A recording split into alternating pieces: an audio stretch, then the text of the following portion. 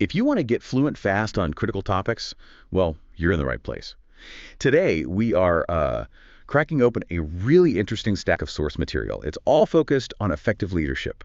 Specifically, that foundational rule that honestly often gets overlooked. Understanding the individuals you actually lead.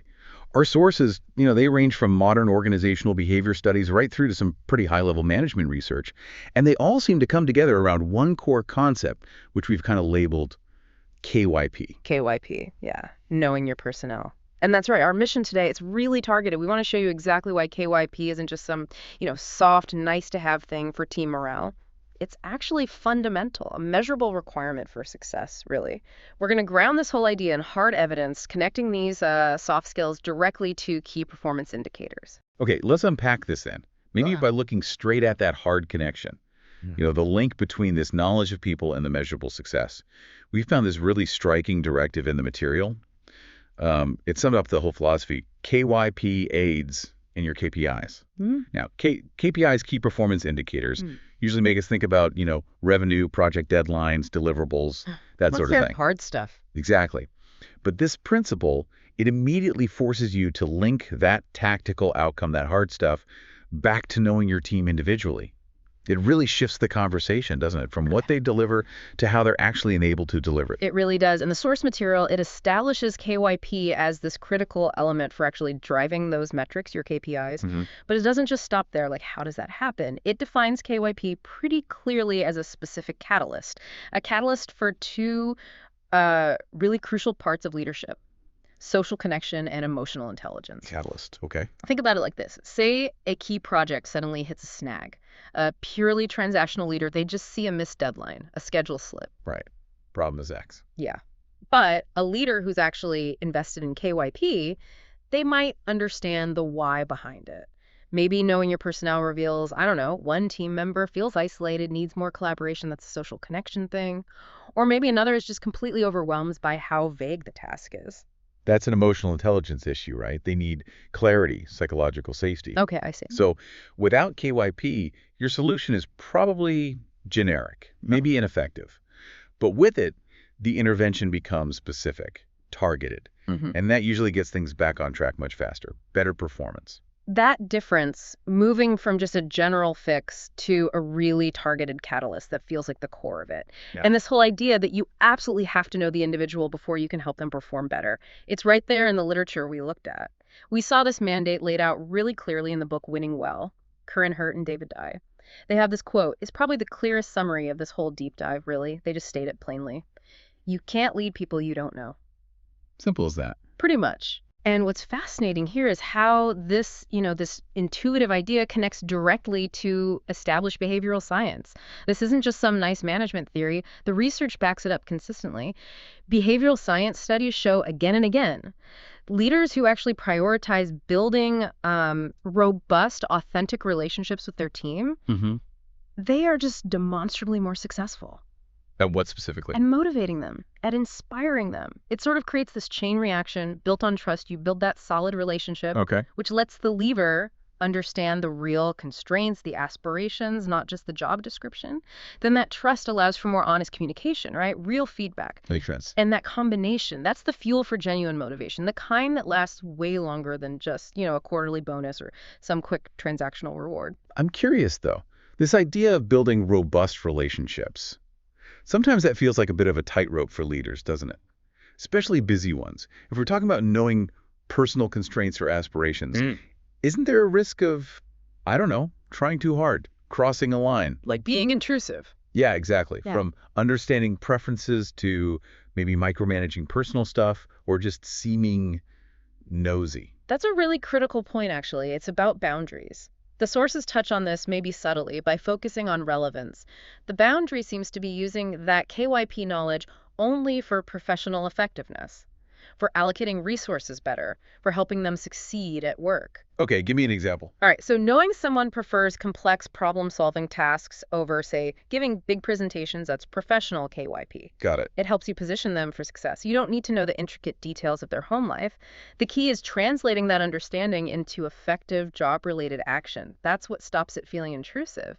That focus on translation, taking the knowledge and acting on it, That brings us nicely to the proof, right? The empirical stuff. We should definitely talk about that high-level research we found. Specifically, that study from the Harvard Business Review. It really nailed the practical side of KYP. Yeah, the HBR finding. It was really illuminating, I thought, because it zeroed in on perception. And this is crucial for you, listening. The study didn't just measure if leaders thought they were empathetic. Right. It measured if their teams perceived them as empathetic and understanding. Big difference. Huge. And the result was crystal clear. Leaders who were seen that way, they were significantly more likely to have high-performing teams. And that perception piece, it matters so much because empathy, well, it has to be something people can see, an intentional action. The team needs to actually see and feel that the leader is investing time and effort in understanding them. Right, not just assume it. Exactly. It shifts KYP from being just a passive feeling, oh, I care about my team, to an active, measurable leadership tool. I use my understanding of my team to clear roadblocks and give them more autonomy. Right. And investing that time and effort in KYP lets leaders get a really deep, actionable understanding of 3 specific vital areas for their team members. Yeah. If you can internalize these 3 pillars, the research suggests you will be seen as more empathetic, more understanding. Which leads directly to the high performance HBR found. Precisely. Okay, let's break down those 3 pillars then, because this sounds like the practical roadmap for KYP. What were they again? Needs. Needs, preferences, and motivations. Right. Needs, preferences, motivations. Okay, start with needs. Okay, needs. This is fundamentally about removing barriers, making things easier for them. Understanding a team member's needs helps you allocate resources better. It might be technical. Do they need different software, specific training? Or it could be structural. Do they need uninterrupted focus time, more clarity on deadlines, maybe?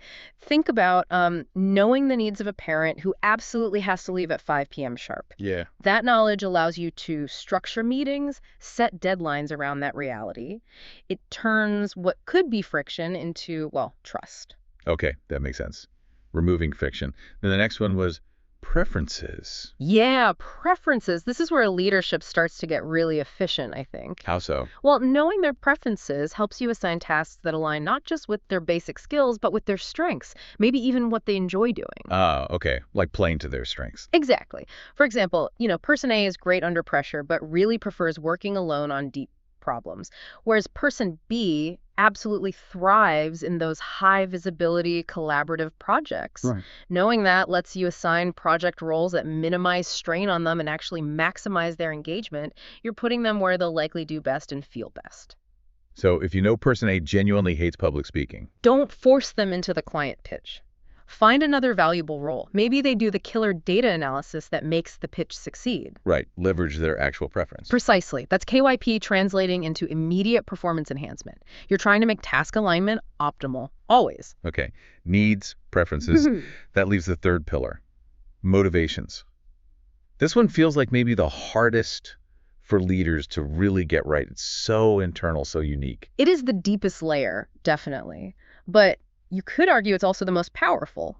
Understanding core motivations, that's how you genuinely inspire people. Which connects back to what the behavioral science research was talking about. Okay. For one person, motivation might be all about career progression, getting that next promotion. For someone else, it might be autonomy, freedom to experiment, try new things. Or maybe recognition. Exactly. It could be social recognition from their peers, or the chance to mentor junior staff. It varies hugely. So if you as a leader only rely on one motivational lever, let's say, financial bonuses, You're missing a lot of people. you're only truly engaging a fraction of your team, probably. KYP lets you pull multiple levers, ideally customized to the individual. That's what transforms a team that's just compliant into one that's genuinely inspired, high-performing. So what does this all mean then? We sort of traced this clear path backed by the evidence. It starts with that basic principle, KYP helps your KPIs. Mm-hmm. And it ends with that HBR finding that leaders perceived as empathetic get better results. Yeah, we can pull it all together in a synthesis. Basically, focusing on KYP gives you that deeper, 3-pronged understanding, needs, preferences, motivations. Right. That understanding, in turn, leads directly to more effective leadership because it's relationship-driven. You're seen as intentional, responsive. Makes sense. And finally, that effective leadership style ultimately results in the better outcomes. Higher retention, improved KPIs, everything the source is pointed towards. KYP is like, it's the necessary upfront investment investment. It pays off in the long run with measurable performance gains. Which means for leaders who are focused on, getting effective quickly, KYP is almost like a shortcut. Yeah, you could see it that way. You kind of skip the trial and error phase of management if you already have a good handle on what drives the person in front of you. Absolutely. It really is the foundational building block, isn't it, for building successful, high-performing teams. So just to quickly summarize that core mechanism we unpacked, knowing your personnel KYP, it acts as the catalyst for better social connection and emotional intelligence in your leadership. Right. This investment in really understanding people leads to you being perceived as empathetic, Crucially perceived, which the HBR study confirms is directly linked to leading high-performing teams. which then loops right back to improving those KPIs we started with. Exactly. So maybe this raises a final question for you, the listener, to think about this week. If building these relationships really is key to motivation and high performance, what are those small, maybe subtle, daily actions that truly demonstrate you're committed to understanding your team's motivations and preferences? Going beyond just asking about the status of a task. What would that look like day to day? Is it perhaps remembering a small detail they mentioned about their weekend and asking about it? Is it consciously assigning a task because you know it aligns perfectly with a career goal they shared with you? And maybe more crucially, how could you even begin to measure that subtle ongoing investment in KYP beyond just looking at the final KPI results down the line? That's a tough one. Measuring the input, not just the output. Yeah, something to chew on. Definitely something to think about. Start small, maybe. Demonstrate that intentional listening. Make it visible. And remember that core finding. You really can't effectively lead people you don't know. Try applying some of these foundational insights this week. Until next time, keep digging deeper.